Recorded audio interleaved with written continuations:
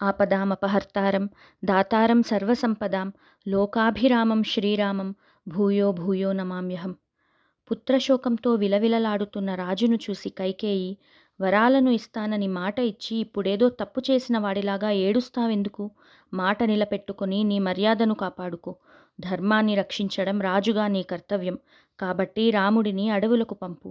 లేకపోతే ఇప్పుడే నీ ఎదుటే ప్రాణాలు వదిలేస్తాను అని అన్నది.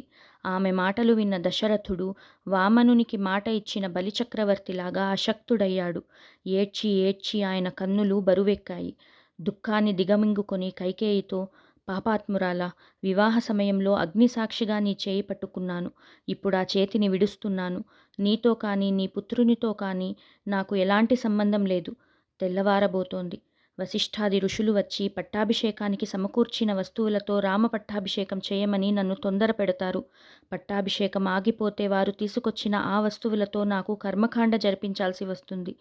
దుర్మార్గురాలా, నీవు రామ పట్టాభిషేకానికి విఘ్నం కలిగిస్తే నీవు కానీ నీ కుమారుడు కానీ నా ఉత్తర క్రియలలో పాల్గొనరాదు. రామ పట్టాభిషేక వార్తను విని ఆనందించిన ప్రజల ముఖాలు చూసిన ఈ కంటితో రాముని దూరం చేసుకుని దుఃఖించేవారి ముఖాలను చూడలేను అని దుఃఖిస్తున్న దశరథునితో కైకేయి, పిచ్చి పట్టిన వాడిలాగా ఎందుకలా మాట్లాడుతున్నావు? వెంటనే రాముడిని ఇక్కడికి పిలిపించు. భరతునికి రాజ్యాభిషేకం చేయి. రాముని వనాలకు పంపు అని అన్నది. అంతలో రాత్రి గడిచింది. సూర్యుడు ఉదయించాడు. రామ పట్టాభిషేక సుముహూర్తం సమీపిస్తుండడంతో వశిష్ఠ మహర్షి తన శిష్యులతో పాటు రాజ్యాభిషేకానికి కావలసిన సామగ్రినంతా తీసుకుని తన ఆశ్రమం నుండి బయలుదేరి అయోధ్య నగరాన్ని ప్రవేశించాడు. ఆ నగర వీధులన్నీ శుభ్రపరిచి కళ్ళాపి చల్లి రంగవల్లులు దిద్ది అలంకరించారు. ధ్వజ పతాకాలతో చక్కని పూలతో అంగళ్లను తమ భవనాలను అలంకరించారు. రామ పట్టాభిషేకాన్ని చూడాలన్న ఉత్సాహంతో ప్రజలందరూ వీధులలో గుమిగూడి ఉన్నారు. అంగళ్లలో వ్యాపారాలు జోరుగా సాగుతున్నాయి. చందనాలు, అగరు, ధూపాలతో నగరమంతా సువాసన భరితమై ఉంది. ఆ సంభ్రమాన్నంతా చూస్తూ వశిష్ఠుడు తన శిష్యులతో రాజు అంతఃపురం వద్దకు వెళ్ళాడు.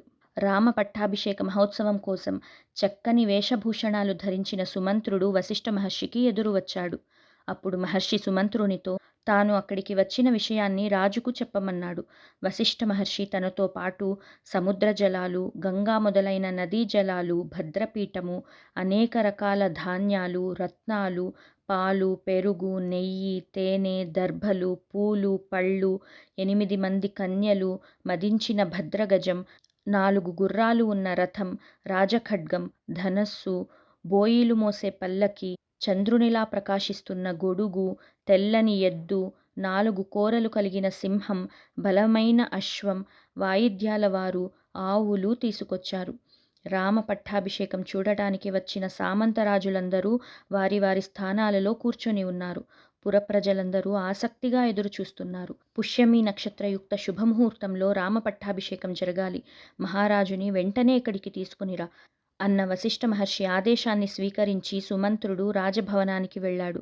సుమంత్రుడు అంతఃపురానికి ఎప్పుడు వచ్చినా ఆయనను ఆపకూడదన్నది ద్వారపాలకులకు రాజాజ్ఞ. కాబట్టి ఆయనను ఎవరూ అడ్డగించలేదు. సుమంత్రుడు రాజు వద్దకు వచ్చి ఆయన స్థితి తెలియక చేతులు జోడించి రాజుతో, మహారాజా, త్వరగా లేవండి. పట్టాభిషేకానికి మంగళాచరణాలు చేయండి. వస్త్రభూషణాలు ధరించి సింహాసనాన్ని అలంకరించండి. ఓ రాజా, సూర్యచంద్రులు, పరమశివుడు, కుబేరుడు, వరుణుడు, అగ్ని, ఇంద్రుడు మొదలైన దేవతలు మీకు శుభం చేయుదురుగాక. ఓ రాజేంద్ర, మీ ఆజ్ఞను అనుసరించి రామ పట్టాభిషేకానికి కావలసిన ఏర్పాట్లన్నీ చేశాం. మీరు లేచి తరువాతి పనులకు సిద్ధమవ్వండి. పురప్రజలు, సామంతరాజులు అందరూ వేచి ఉన్నారు. పూజ్యుడైన వశిష్ఠ మహర్షి బ్రాహ్మణులతో పట్టాభిషేకానికి కావలసిన సామగ్రితో సిద్ధంగా ఉన్నారు. రామ పట్టాభిషేక కార్యక్రమాలను ప్రారంభించడానికి ఆజ్ఞాపించండి అని అన్నాడు. పుత్రుని ఎడబాటు గురించి ఆలోచిస్తూ దుఃఖంలో మునిగి ఉన్న దశరథుడు తల పైకెత్తి సుమంత్రుణ్ణి చూసి, ఇంతవరకు కైకేయి మాటలకు గాయపడ్డ నా మనసుకు నీ మాటలు పుండు మీద కారం చల్లినట్లుంది అని అన్నాడు. భరించలేని శోకం వల్ల రాజు కళ్ళు ఎర్రగా ఉన్నాయి. రాజు యొక్క దీనస్థితిని చూసి సుమంత్రుడు వినయంతో 2 చేతులు జోడించి ఒక అడుగు వెనక్కి వేసి నిలబడ్డాడు. జరిగిన విషయాన్ని తెలపలేని స్థితిలో ఉన్న రాజును చూసి కైకేయి తన పని జరిపించుకోవడానికి ఓ సుమంత్ర, రామాభిషేక సంతోషంతో రాజుగారు రాత్రంతా మేల్కొనే ఉన్నారు. కాబట్టి ఇప్పుడిలా ఉన్నారు. నీవు వెళ్ళి వెంటనే రాముణ్ణి ఇక్కడికి తీసుకొనిరా అని అన్నది. అప్పుడు సుమంత్రుడు, దేవి, రాజుగారి ఆజ్ఞ లేకుండా నేనెలా వెళ్ళగలను అని అన్నాడు. సుమంత్రుని మాటలు విన్న దశరథుడు, రాముణ్ణి ఇక్కడికి తీసుకురా, నేను చూడాలి అని అన్నాడు. రామ పట్టాభిషేకానికి కైకేయి తొందర పెడుతోందని అనుకొని సుమంత్రుడు సంతోషంతో రాముని వద్దకు బయలుదేరాడు.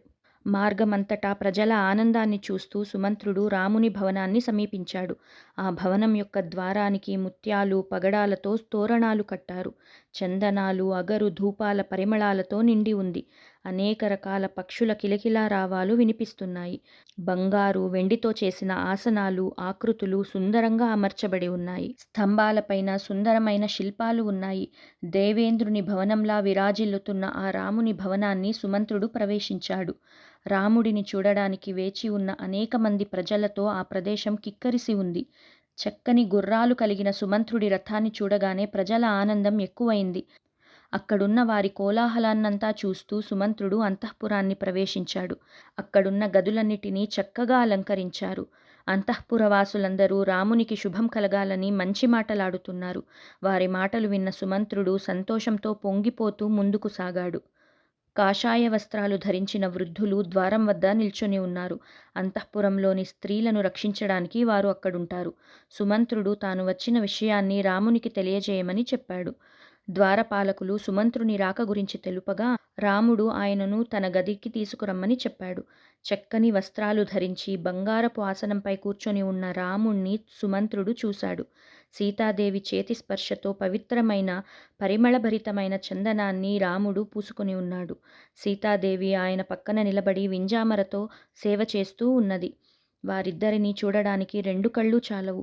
సూర్యునిలా ప్రకాశిస్తున్న రామునికి సుమంత్రుడు నమస్కరించి, కౌసల్యాదేవి గారాల పట్టి అయిన శ్రీరామ, మీ తండ్రి గారైన దశరథుడు, కైకేయి నిన్ను చూడాలనుకుంటున్నారు.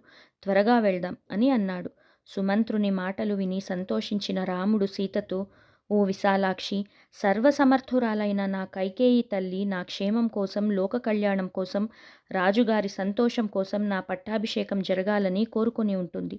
అందుకే తండ్రిగారు నన్ను రమ్మని అంటున్నారు. వెళ్ళి వస్తాను. నీవు పరిచారకలతో ఆనందంగా ఉండు అని అన్నాడు. రాముని మాటలకు సంతోషించిన సీతాదేవి ఆయనతో పాటు ద్వారం వరకు వచ్చి, బ్రాహ్మణుల ఆశీస్సులతో సుసంపన్నమై ఉన్న ఈ దేశానికి యువరాజుగా మీకు పట్టాభిషేకం జరగనుంది. బ్రహ్మదేవుడు ఇంద్రునికి పట్టాభిషేకం చేసిన విధంగా మహారాజుగారు మీకు పట్టాభిషేకం చేస్తారు. కృష్ణాజినాలు, జింక కొమ్ములు ధరించి వ్రతదీక్షలో ఉన్న మీకు సేవలు చేయడానికి సిద్ధంగా ఉంటాను అని అన్నది. సీతాదేవిని వీడ్కొని రాముడు బయలుదేరాడు.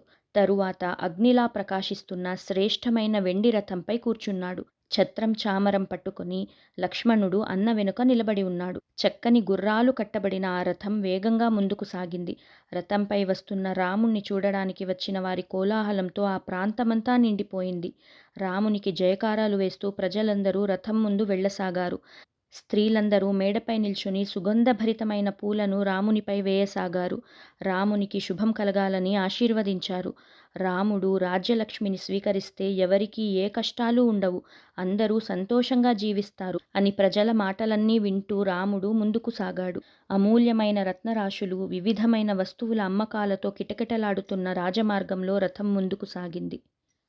వాల్మీకి మహర్షిచే విరచితమైన రామాయణ మహాకావ్యంలోని అయోధ్యకాండలోని 14 నుండి 16వ సర్గ వరకు సంపూర్ణమైంది.